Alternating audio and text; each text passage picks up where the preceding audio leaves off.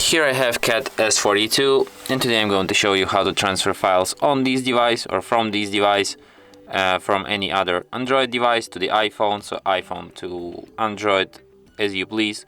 What you need to do is to just download the app Send Anywhere from the Play Store in case of the Android, from App Store in case of the iPhone. Open this app on both devices.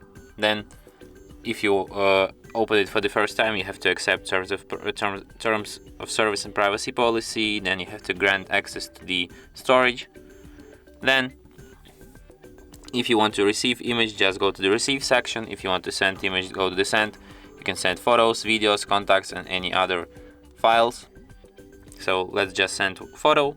Select photo, tap send. Then to receive this photo you have to enter the 6-digit code.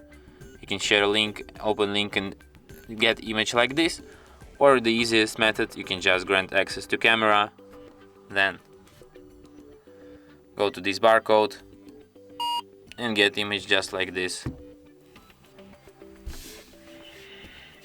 And as you can see, image sent. And that's it. Thanks for watching.